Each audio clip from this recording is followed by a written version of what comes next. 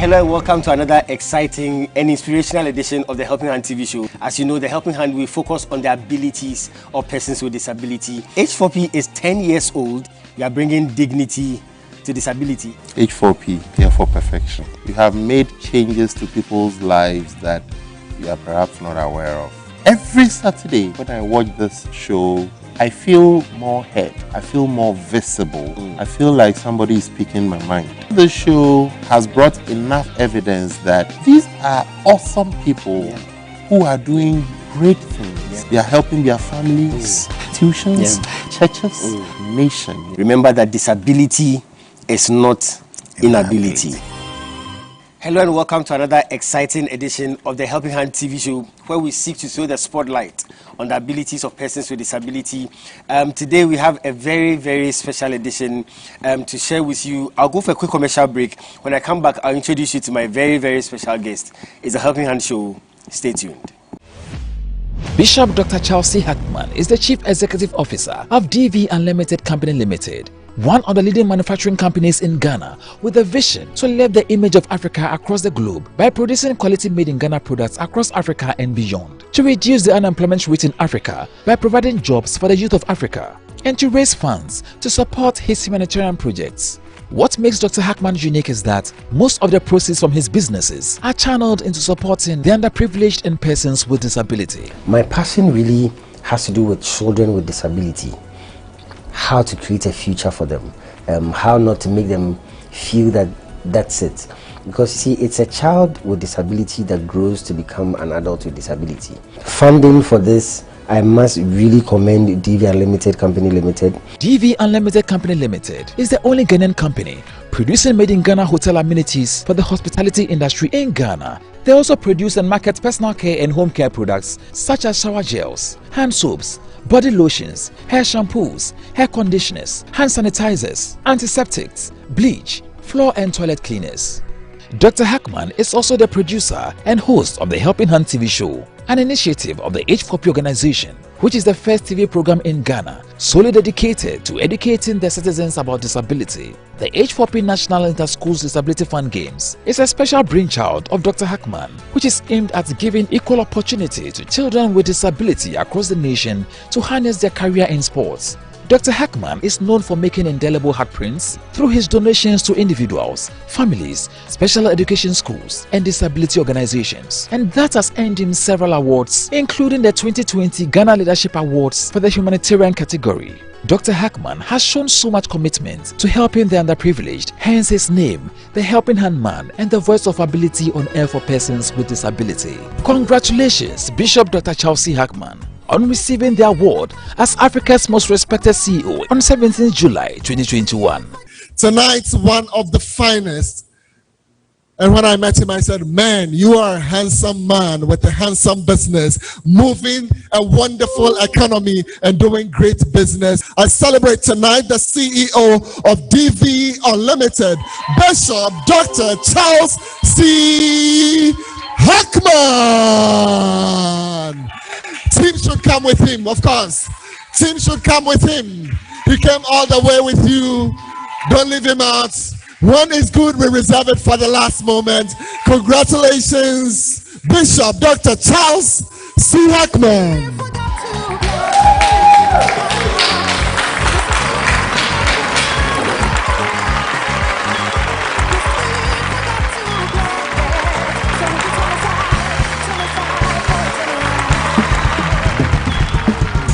First of all, I want to say a very big thank you to God for making this possible. And then to the business executive, thank you so much for recognizing our efforts.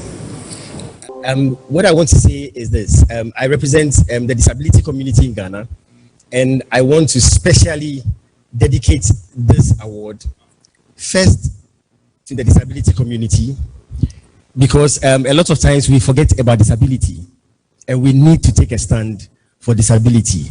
I think that the strength of every country is measured in how they deal with the vulnerable.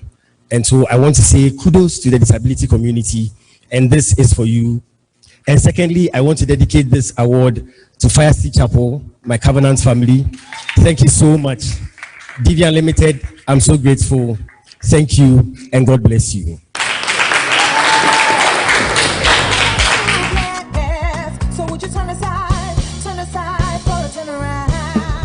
Ajiko, His Eminence, Africa's most respected CEO, Bishop Dr. Charles C. Hackman, God bless you for contributing to build the economy of Ghana and Africa with your manufacturing company, DV Unlimited Company Limited.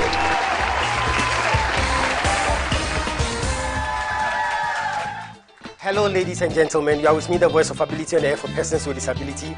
And today I want to introduce you to someone with so much ability. Some people call her the greatest friend. Others call her the sweet companion. And others still call her the faithful worker. She is dependable, reliable, and adorable. And she's committed to lending you a helping hand anytime, anywhere. Distinguished ladies and gentlemen, help me welcome DV Cleaners. DV Cleaners Alata Samina Shower Gels, DV Cleaners Aloe Vera Shower Gels, DV Cleaners Body Lotions, DV Cleaners Hair Shampoos, DV Cleaners Hair Conditioners, DV Cleaners Liquid Detergents, DV Cleaners Hand Wash, DV Cleaners Floor Cleaners, DV Cleaners Toilet Cleaners, DV Cleaners Cake Soaps, and now introducing DV Cleaners Hand Sanitizers. For bulk purchase, call us on +233 278 308 246 or +233 244 467 326. DV Cleaners, one of the topmost made in Ghana products. DV Cleaners, proudly Ghanaian. And so remember that anytime you purchase any of the DV Cleaners range of products, you are lending a helping hand to a person with disability, and you are supporting H4P organization's special advocacy for persons with disability. DV Cleaners. Nature's finest touch. Welcome back. Yeah, welcome back to the Helping Hand TV show with me, the voice of ability and for persons with disability. H4P is 10 years old, and we are celebrating the goodness and mercies of the Lord. Today, I have a very, very special interview for you. My guest is called Kwame Sapong. He is a disability advocate. He's a freelance writer and blogger. He's an online English teacher, and he's a lot more than that. You would hear as we go along. Kwame, you're welcome. Thank you, Bishop. Thanks for having me. I am excited about your story for one very good reason. You are some of the few people whose story doesn't start with a very sad, pitiful beginning. Is it because you had educated parents, or is it because you come from a rich family? I want to find out, how come your story is not so sad, so pitiful? Well, let me start. Thank you for the opportunity. Well, let me start it this way. So my family is a middle-class family. Okay. But good you asked that, why don't I have a pitiful story? Because in my family, everybody is busy. Wow. Ever since we were kids, everybody is busy. I grew up with my aunts, okay, because my parents were outside. Okay. And so my aunts will go to the market, say 3 a.m., 4 a.m. Wow. And so everything had to be prepared early in the morning, and then you take it to school. Everything had to be paid beforehand. So, for example, your school fees had to come a month earlier. Okay. Or 2 months earlier. Okay. Because everybody is busy in the house. Everybody is busy in the house. My aunts were working, my uncles were working. So nobody had the time to, if you like, babysit you. Okay. Okay. Oh, Kwame, you can't do this. Oh, let's wait for him to stand up. No. Wow. They show you, okay, so it's here. Either you crawl or you get up and get it. Okay. And one thing also that that helped. As a child, I thought it was a bit uncalled for, but okay, it helped because my brothers they were always helpful, but not helpful in a way. You know, like, okay, we'll get it for you. It's here. Go and get it. Wow. You know, so because everybody's going, because we were all at the school going age. Okay. So everybody has to go to school. So fortunately for me, I was in the same school with my younger brother. Okay. And so he would carry my bag to school in the morning, and then my friends would come wait for me. Wow. I finish bathing, they take me in a wheelchair, and they bring me to school. So that's your family seems to be very open and acceptable when it comes to disability issues. Yes. Why? Yes. Education still? Well, education, open-mindedness, I Okay. think. Okay. Okay, so let me start with the story of my birth. Great. My disability is not the typical, you know, kind of categorized disability. Okay. It's a medical thing got wrong.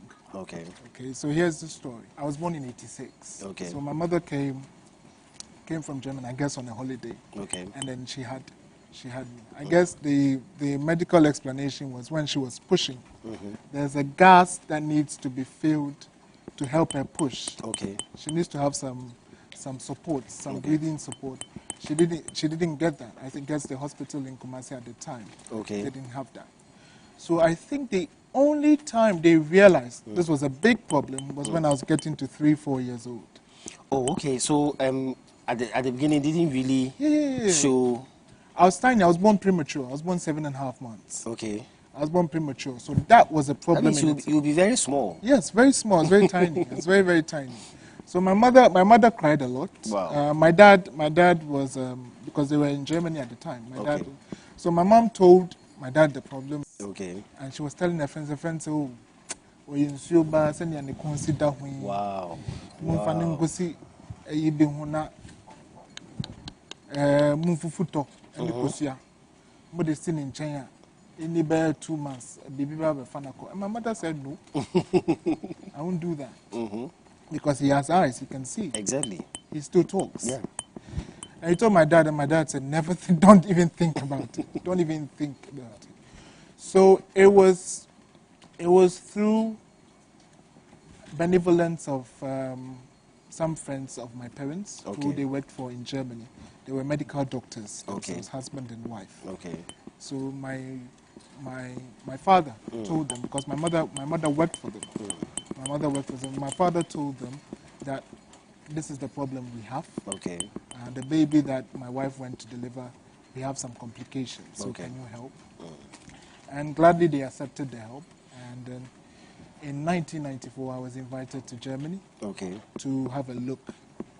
And then their assessment was that it's not a problem. Okay.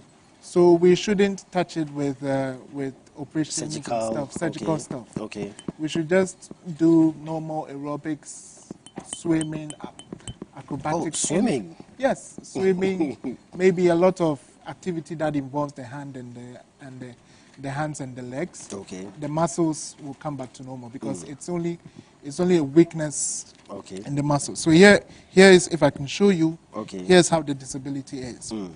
The knee. Okay. The knee is weak. Okay. This is weak.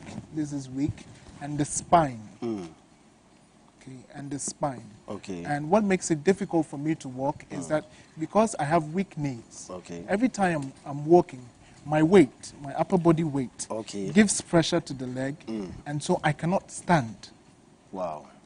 So when I was a kid, if I walk a few meters up, I have to sit. Okay. Okay. And it was even through these Germans that I was able to walk because I was crawling. I was crawling. So I'll crawl and then sit. I'll crawl and sit. I will crawl and sit. I couldn't get up. Wow. Until they did this aerobics, this gym work. Okay. So they used the aqua balloons. They call something an aqua balloon. It's very soft, but very big. I used to sit on, they would spread my legs. Nothing, no surgical operation. Wow. So that's how come I was able to walk like this. I want you to share with us the improvement you've made so far with your mobility impairment, because now you could, of course, with some difficulty, I guess, walk on your own a bit, but you still have some challenges. Talk to me about it. The challenges, first of all, are inevitable because it comes with the disability. Okay. The most important improvement, I guess, is my ability to walk now. Because that was the biggest challenge. So from my transition as a child to now. Okay. the biggest improvement will be my being able to walk with the crutches. Did it come easily? No, it didn't. It didn't. It didn't. I went through so many painful changes. Okay, so for example, the German doctors who are my adopted parents, they advised that no surgical stuff. Okay. But ironically, I came back to Ghana, and then the Ghanaian doctors proposed, the orthopedic doctors proposed, oh, because the muscles, literally, meaning that they had to touch the muscles so that it would be stronger. Okay. So it's like we have to force it. We have to put pressure on the muscles to be stronger. And the German doctors had advised contrary. You know, let it work on its own. He has to find something to do. Maybe ride a bicycle, do a swimming, something. You know, play a piano with the hands, because it affects everything. Okay. You know, the joints are connected. Connected, yeah. So once the other ones are not working, it affects this. So my right hand, even though I can do this, but when I was a kid, it was just like this. Oh.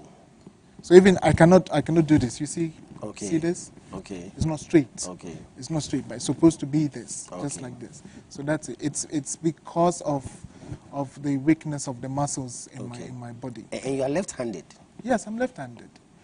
That is also a story on its own. Okay, so let me tell you that story. When I was a kid, you know, I first started school at 8 years old. Okay. My younger brother was even ahead of me in school. Wow. Because my parents had to juggle between hospital and school, I thought, when I was growing up, I thought they were very indifferent.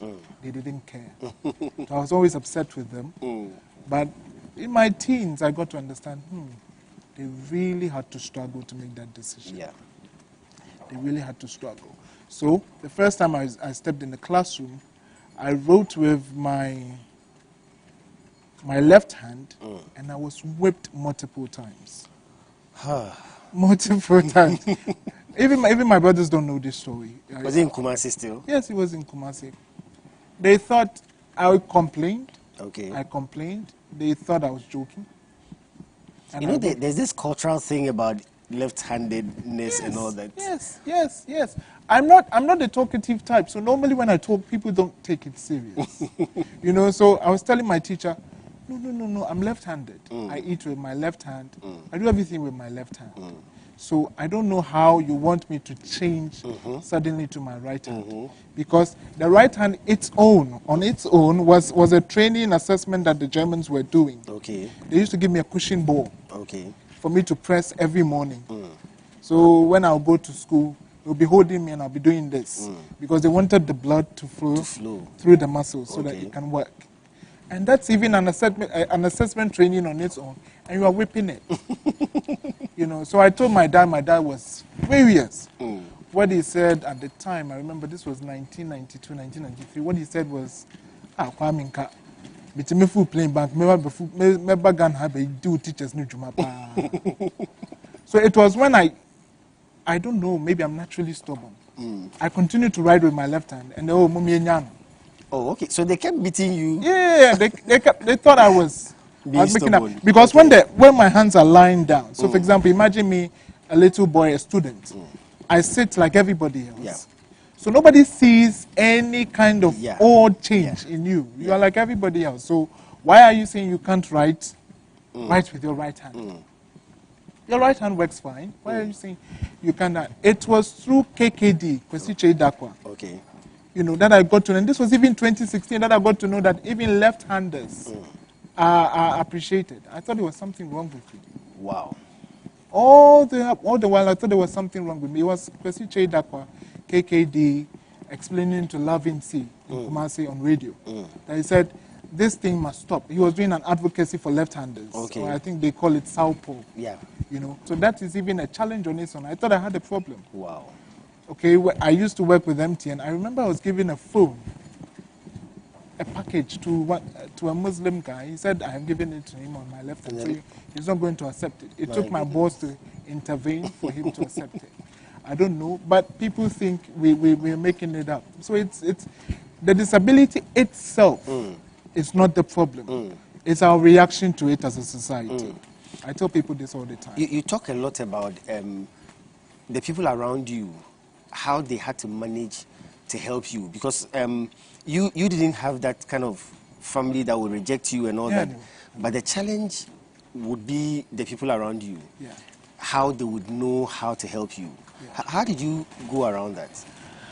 Well, the toughest part of it was in school. Okay. Because you get out from the house, everybody is helpful in the house around. Because we lived in a compound house in Dicham, so in Kumasi, so everybody was very helpful. Okay. But the challenge was with my mates, you know, the outside environment. They don't know. And I wasn't talking much because I was very shy.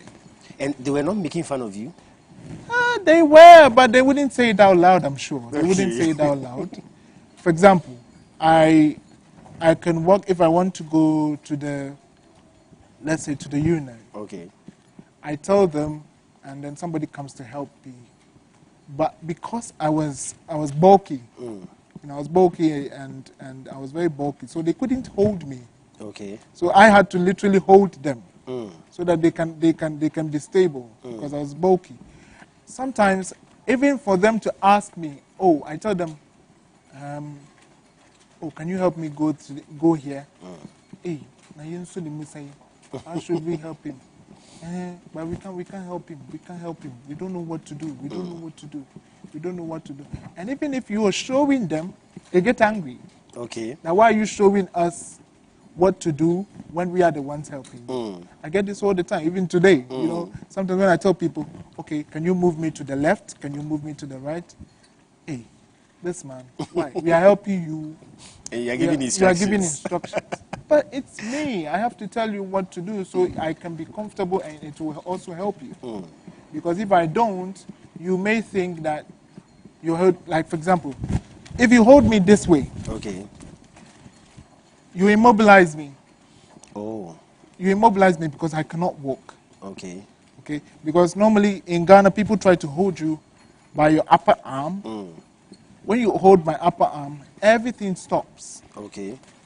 Okay. Because I cannot move. Now I rely on you. And because I'm bulky and heavy, if you do that, all my weights tend to fall on you.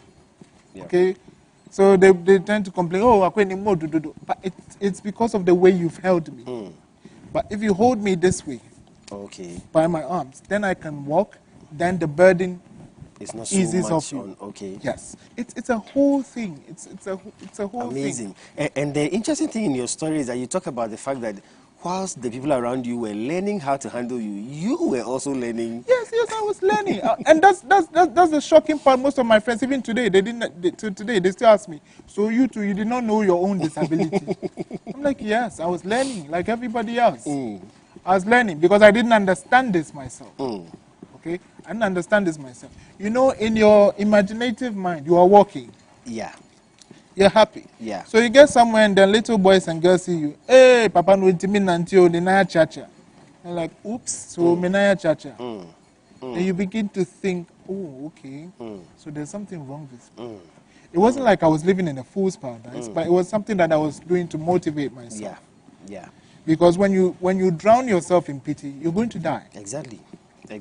When you drown yourself in pity, you're going to die. And people don't really care much. Because that's another thing I would like to talk about. The advocacy is fine. People are talking. But I want to see people who work. Who walk the talk. Because imagine if you're doing something that normally helps people. And you talk about it without doing the work itself. It hurts. It hurts. There are a lot of people that need help, but they don't get it. So imagine in my state, I cannot do certain things. I cannot write with my right hand. Is there an ability center that could have helped me to show me how to write? Because the Germans were doing it. But it was an agreement, so I couldn't stay beyond the agreed time. I couldn't stay beyond the agreed time, so it was very difficult for me to stay there for long. Otherwise, many things would have improved. Would have changed, Okay? But when I came to the Ghanaian environment, I had to relearn everything. Imagine me, I crawl. I had to climb the stairs because it was a 9-story building.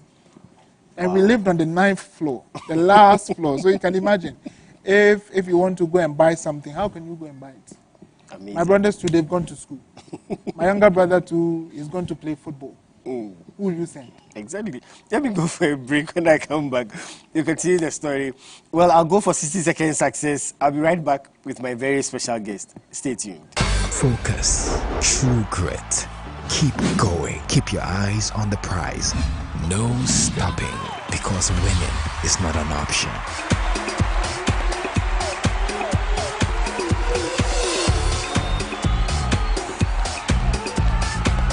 It's 60-second success with the Bishop. Stay tuned. Welcome to 60-second success with the Bishop. Today, I want to speak to you about an important success ingredient called the law of progress. The law of progress is your decision to take a step forward in every area of your life. Your decision to take a step forward in every area of your life. Success is a milestone that is achieved after continuous struggles, hard work, pains, motivation, failures, and repeated efforts. Success, my friend, is a journey made up of failures and successes in life. And those who never see success are those who decide to stand at one place in life, those who refuse to progress. If you really want to be successful, then you have to take a step forward. You have to decide to progress in every area of your life. Every day, make a determination to take a step forward in everything you do, and success will be yours. Thank you.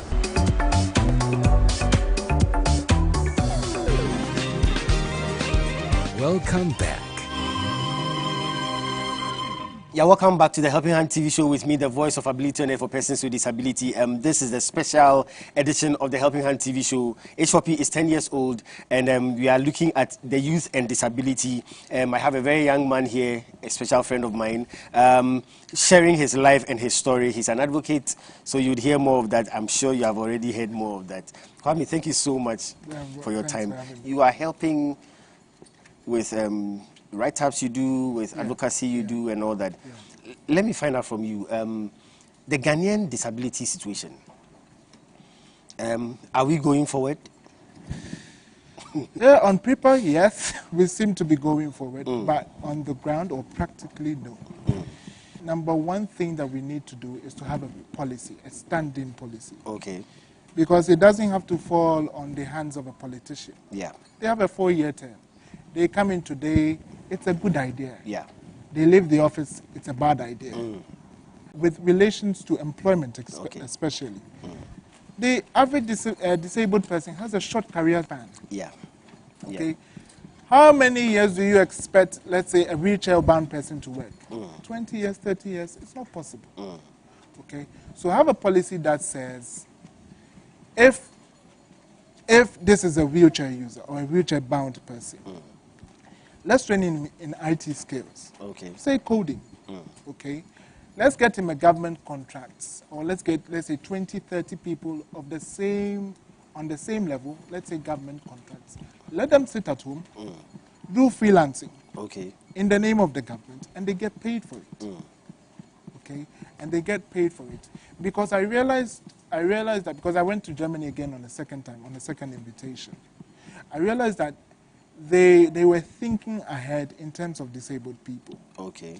Even though I was schooling, I never even went to the headmaster's office to do anything.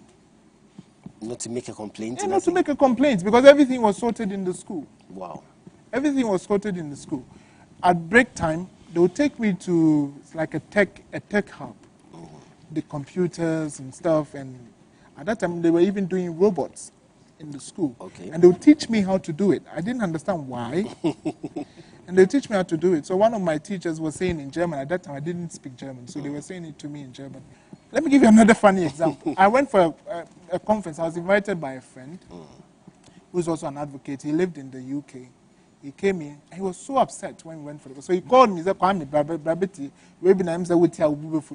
so I came there, I got there 11:45. The program was supposed to close at 12. I got there 11:45, 15 minutes late. And the government consultant said, oh, you people, we are building you ramps. So you are supposed to be grateful, not complain. And the education we are giving you, the district common fund we are giving you, are supposed to. And I raised my hand. I said, Honorable, can I explain empathy to you? And can I explain policy to you? He said, go ahead. I said, imagine you're driving by the roadside, you're in traffic. A 15-year-old girl walks past you, past your car, plantain chips or buffalo, or what we call buffalo. And you're hungry, you want to buy one. Okay? You buy, say, 5 cedis. The girl gives it to you and says thank you to you. And you like the way the girl spoke the English. It's 9 a.m. The girl is supposed to be in school. Yeah. But she's not in school, she's hawking buffalo. You bought one. And you ask a young girl, why aren't you in school? And she says, oh, my parents don't have money. So, for example, take a policy like the FSHS. At that time, the FSHS had not come to play. Okay. So I said, don't you think you should have a policy that will make sure that this girl goes to school? Exactly. If you help the girl, say you want to give her, let's say, 10,000 Ghana cedis for you to see her through school, you've not helped her. But if you put in place a policy that ensures that a girl like her and many like her can get the same opportunity to go to school. So they're not just one person. Yes, that's the help you've given. Yeah. And come and see everybody was clapping. And I said, no, they shouldn't clap. You must insist that they do it so you can benefit. But do we have the political will in Ghana to do that? We don't. You know, Bishop, I'll be honest. When I was growing up, I was very scared of people. I was very scared to say my mind. But here's the trick. If you don't, one day you're going to die. The biggest fear I have is when I die, I go to stand in front of the big man and I tell him, oh, Kwame, what did I give you the voice for? Oh, God, I didn't say anything because I was afraid. The parable of the talents. Oh, I was afraid I couldn't invest the one CD you gave me, so I hid it on the ground. He's a stupid man. Yeah. Yes, he called him stupid. Yeah. Because if you don't speak up, one, it affects you. Yeah. It's not going to affect you only, it's going to affect your entire generation. You have to speak up. You have no choice. If my family should be watching this, they're like, hey, because in the house I'm very quiet. I'm very quiet and reserved. But when I come out, when things affect people, I foresee that it would affect me too. So I have to speak up. Advocacy didn't start for me easy.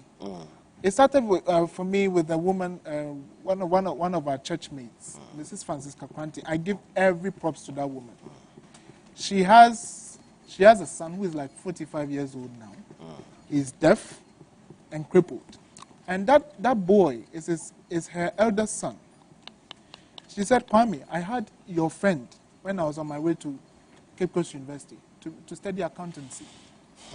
I had to drop everything and take care of him. I had to drop everything. We had done a program in church. I was at Church of Pentecost at the time. This was like 2013, 2012. Okay. And the woman said, young man, I like the way you spoke.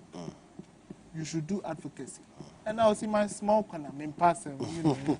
I was doing my work at MTN receptionist, I don't want any trouble. These people, I don't want even to associate with them. And he said, one day, one can, literally, you'll be affected by it one day. And I lost my job in 2014. Wow.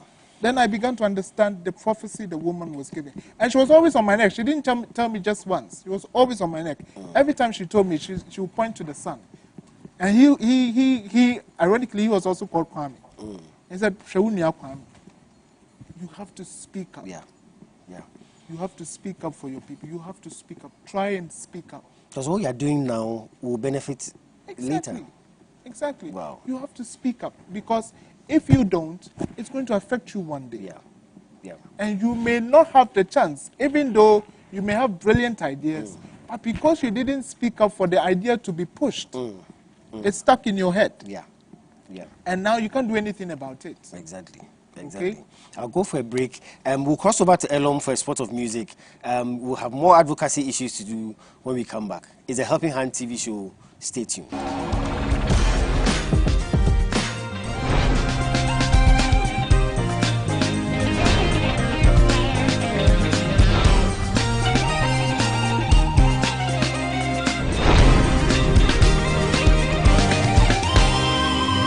Is the music segment on the Helping Hand TV show.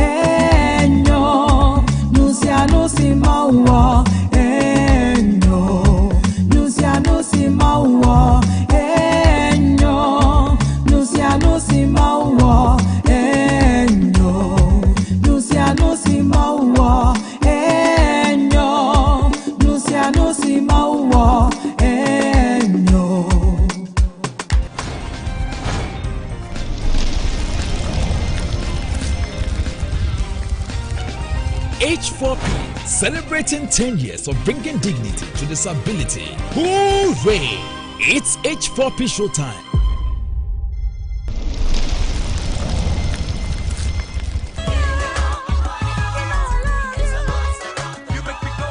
So, Mami, please, what date should we set for the wedding? Yes. Abe. Yes, Mrs. Abe. I'm scared. Oh, but why are you scared? I don't want to be hurt. Oh, don't be scared, my dear. Look, I don't hurt. Mami, look, I can't even hurt a fly. Yes. Mami, look, let me tell you something.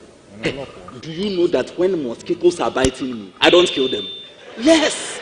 Hey, I just allow them to feel free. Hey, I tell them, bite. I just allow them to feel free because I never ever want to hurt their feelings. How much more you, Mrs. Abe? Abednego, get serious. Oh, you see, life is already serious. I am serious. You see, if you want me to marry you, you have to be serious. Oh, Mami, you see, I am serious with immediate effect coupled with extreme alacrity. Abednego, Sanity. I am very serious. Look, I can't survive it if you disappoint me. Oh, Mami, see, I will never disappoint you. Mami, see, look, I love you. I love you with all my heart. And I love everything about you. Oh, Mami, see. Abednego, Abe, bingo. Present, sir, madam.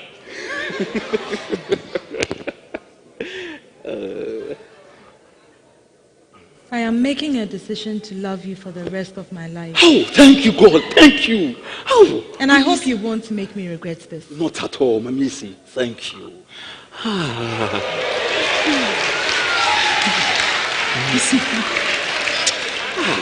Thank you so much. Mamisi, I can't promise you that loving me would be easy. But I can promise you that it will be worth it every day and every second.